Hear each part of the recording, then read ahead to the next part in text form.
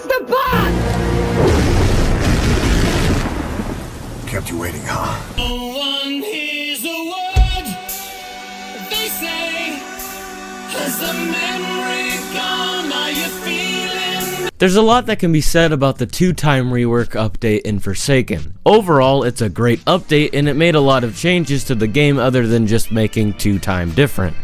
One thing I quickly caught on to when I was looking through the shop is that they made Elliot and Shedletsky completely free, which no longer makes Noob the only starter survivor. And seeing these two survivors being made free made me remember that Noob really isn't that good of a starter survivor. And when I say he isn't that good of a starter survivor, I don't mean he's underpowered, but rather he's not good for new players, at least when compared to other characters. Elliot has always been an easier survivor to simply pick up and play fairly efficiently as. Elliot's skill ceiling has always been way lower than Noob, and when you're making a starter class, it's best to make that said class one of the easiest classes out of all of them just to pick up and play and do fairly well with. I'm not gonna sit here and say that Noob is the hardest survivor to play as. That's totally not true, but there's definitely a lot more to learn with him than Elliot. Timing your abilities to where they're actually beneficial for you can take a while to get used to as Noob. Meanwhile, Elliot doesn't require anywhere near as much thought process. Noob can be one of the best survivors in the game if used correctly, which is a good thing because you don't want your starter class to be underpowered. Although at the same time, you want your starter class to be easy for beginners since they are new to the game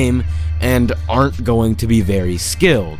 And yes, I get that Noob was the one and only starter survivor because he's literally a noob, and every new player has to use him, but his roster of abilities has a much higher skill ceiling than most other survivors in the game. Before the 2-time update, most new players would rush to get Elliot and not touch Noob until they got better at the game, which really isn't a good thing for a starter class. This doesn't really matter anymore though because there are now 3 starter survivors, so you can play as Elliot as soon as you start playing the game, and if you're up for more of a challenge you can play as Noob, although I don't recommend it if you're a new player. But there's still an issue with the new player experience in Forsaken, and that is the fact that Jason is the starter killer.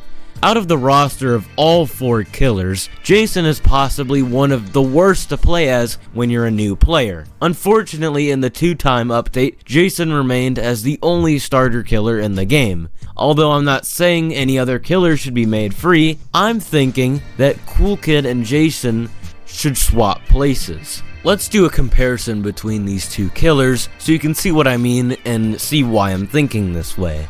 Jason is an entirely melee-based killer. His abilities can either be a huge help if used at the right time, or a huge detriment if used incorrectly. First of all, there's the issue that he's entirely melee-based, which for more experienced players isn't a problem, but for new players, having only melee attacks is really hard to get used to. This issue is made abundantly clear when you're up against a guest, or even worse, several guests. Guests can block the killer's attacks, which lets him gain access to his punch ability, which is an effective way of stunning the killer. When I was playing as killer for the first time, I had no idea any of the survivors could block my attacks. I became even more shocked when the guest that blocked my attack punched me right after that. The rest of that round I was trying to deal with the guests, and it was very hard to not have my attacks blocked. Having several melee abilities that are fairly situational are a lot harder to get used to than abilities that range from several different types of attacks and are a lot less situational.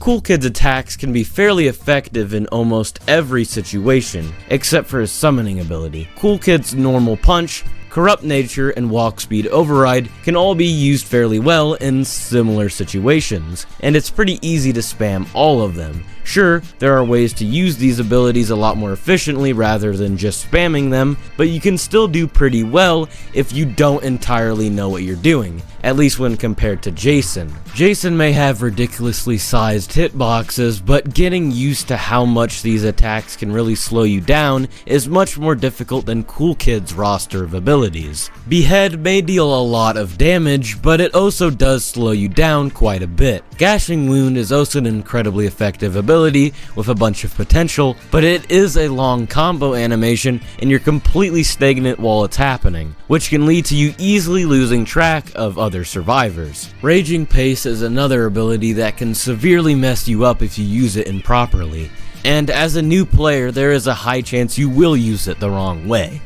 This ability allows you to regenerate your stamina while letting you move at a fairly fast pace without sprinting. Not only that, but while in enraged mode, if you used your M1 ability, it will send you lunging forward.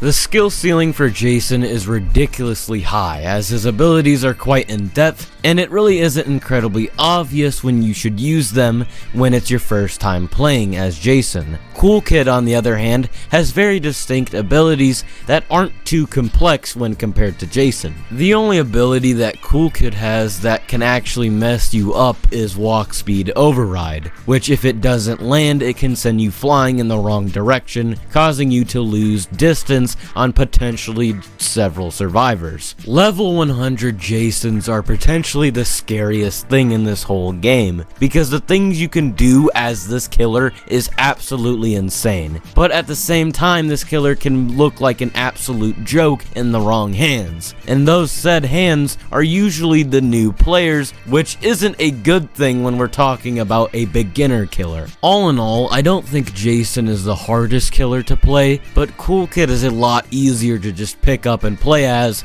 and not suffer while playing as him. I always feel bad for Jasons who are new to the game and it's their first time being the killer, because a lot of people are fairly good at the game by this point, that the new Jasons just get bullied by all of the survivors in the lobby. This is why I think Cool Kid should be free and Jason should be $900. Anyways, I'll see you guys next time, and goodbye.